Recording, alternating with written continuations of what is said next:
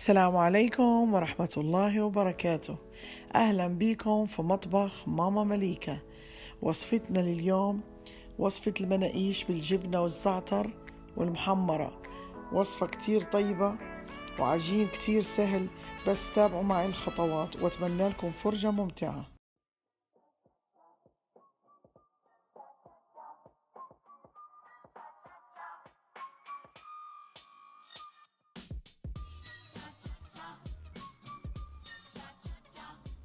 لعجينة المناقيش لليوم بنحتاج 6 أكواب طحين لكل الاستعمالات منخلين، كوب من الحليب الفاتر، نص كوب من الزيت، كوبين من المية الفاترة، معلقة كبيرة خميرة فورية، معلقة كبيرة ملح حسب ذوق، معلقة كبيرة سكر، معلقة كبيرة بيكنج باودر. لكل المعايير أنا بعير بنفس الكوب، ولكل المعالق هي هاي اللي بعير فيها المعلقة الكبيرة. يلا نبدأ عجينتنا. هي حطينا 6 أكواب هون جوا العجانة. هلا بدنا نضيف المواد الناشفة اللي هي السكر، الخميرة، بيكنج باودر،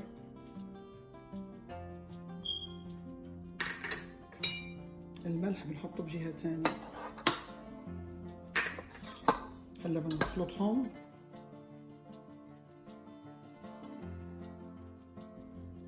بنشغل عليهم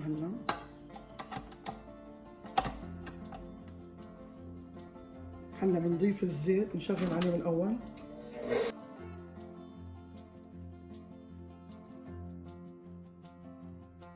هلا بنضيف الزيت،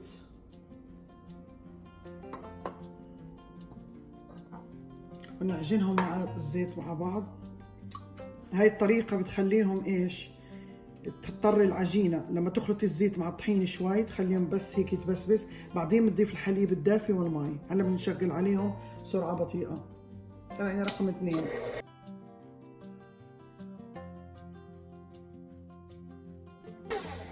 هلا كمان نحركهم عشان نحس انه الزيت دخل تبسبس كل الطحين.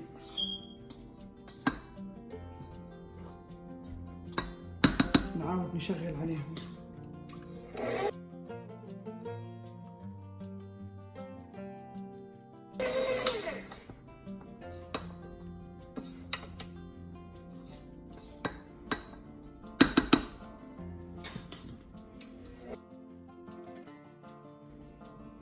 هلا بنضيف الحليب الفاتر، كوباية حليب فاتر. هلا بنخلطهم. هلا ما نضيف الكوبايتين مرة واحدة، بدنا نشوف نضيف كوباية ونص وبعدين ايش نشوف كيف عجينة، إذا احتاجت بنزيد. هلا بنشغلها على سرعة 2. شفتوا بعد ما لمت معانا كتلة واحدة بدنا نشغل عليها 5 دقايق على سرعة وسط.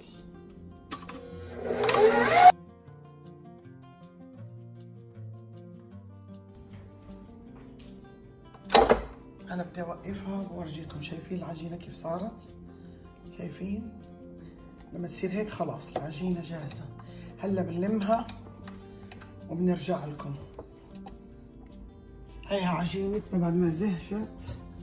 هلا بنغطيها، نحطها في هاي البول.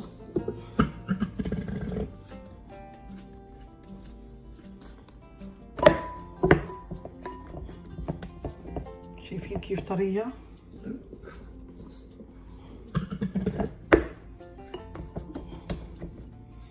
هلا بندهن وشها بالزيت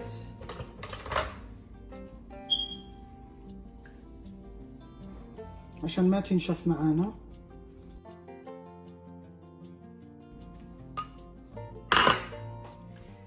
هينا بعد ما دهنا وشها بالزيت وغطيناها بمشمع، هلا بنغطيها بفوطة مطبخ نظيفة ونتركها ساعتين تخمر في مكان دافي، وبعدين برجع لكم بشكلها وبرجيكم كيف بدي اسويها. للمحمرة بنحتاج 4 من البندورة مقطعين ومطحونين، حبة من البصلة، واحدة بصلة متوسطة أو كبيرة مبشورة، 2 معالق كبار دبس الفليفلة، معلقة صغيرة كمون، معلقة صغيرة فلفل حار مجروش اختياري، فيك تعملي بابريكا الحلوة إذا ما بدك المجروش الحار، ومعلقة صغيرة ملح، ومعلقتين كبار زيت زيتون. يلا نبدأ وصفتنا. على النار حطيت مقلاي على نار متوسطة، بدي أحط فيها معلقتين زيت زيتون، هي معلقة، هي الثانية. هلا تدفى شوي، وبعدين بنضيف البصل. هلا بننزل البصل،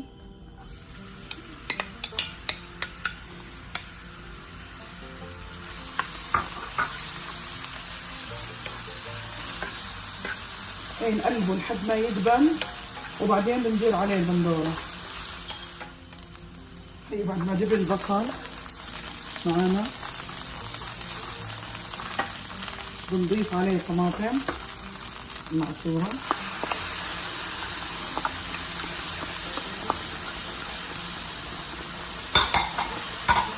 نحركهم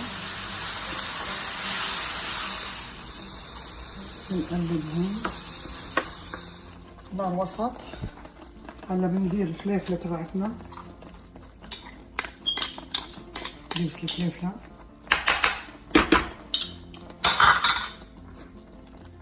فلفل مجروش، كمون، الملح. هلا بنحركهم شوي شوي، لازم توطي النار عشان البندورة ما تطرطش لبرا. هي نحركهم منيح.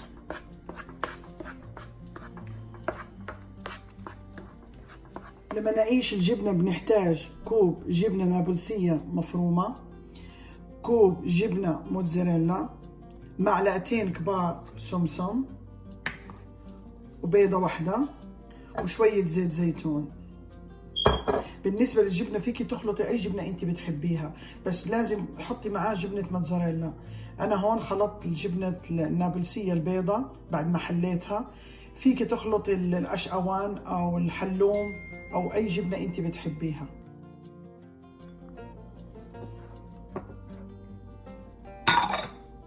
سمسم، أنا ما بملح لأنه الجبنة مالحة، والبيضة. هذه حشوتي اللي بحطها على مناقيش الجبنة، بتطلع طيبة. تقريبا معلقة زيت زيتون.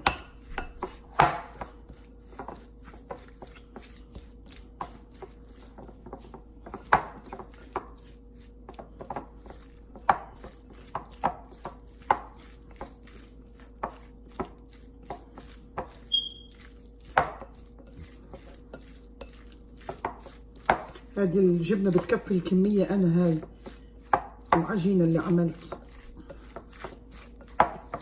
بحشي زعتر وبحشي محمرة، فالجبنة هاي بتكفيني. هاي حشوة الجبنة جاهزة، بنحطها بالثلاجة لحين لما نيجي نحشيها بنطلعها. هلا بدنا نسوي حشوة الزعتر. عنا زعتر بنضيف عليه معلقتين كبار سمسم محمص، أنا بحب السمسم محمص أكتر. بنضيف عليه تقريبا ربع كوب زيت زيتون. نشوف هلا بنخلطه.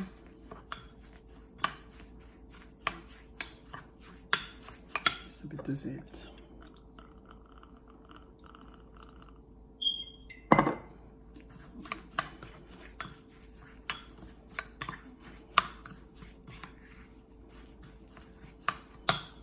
عليها كمان شوي صغيرة، معلقة.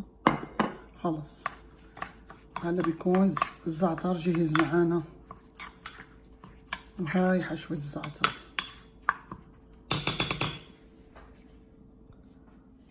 هيها بعد ما تخمرت عجينة بعد ساعتين قطعتها كرات صغيرة ودهنتها شوي بالزيت وغطيتها بالمشمع. هلا بدي اخليها ترتاح ربع ساعة، وحميت الفرن على 450 درجة، وهلا بورجيكم كيف بدي احشيها. هلا بنرقها.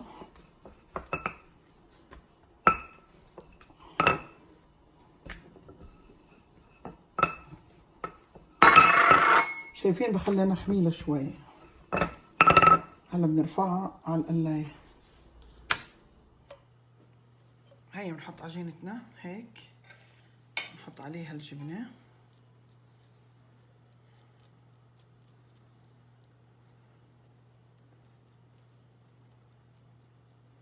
شايفين؟ بس بنخليها ايش؟ بس تتستوى من تحت شوي، بنقلبها وندخلها على الفرن على الشواية. هلا بنشوف اذا تستوت من تحت. هلا بنشيلها ونحطها بالفرن.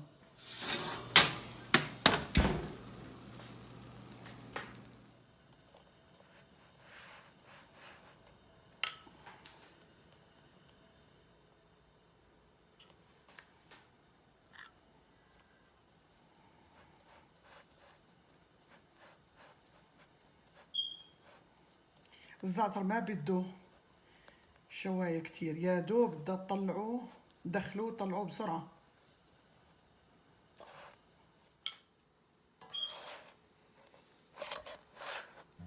هلا بنحطها بالفرن بس شوي.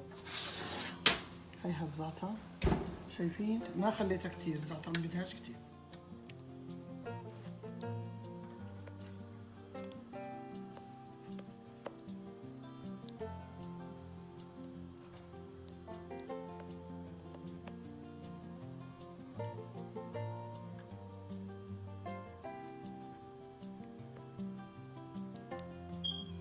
هلا بنشوف تحت كيف، شايفين؟ هلا بنشيلها وبنحطها بالفرن.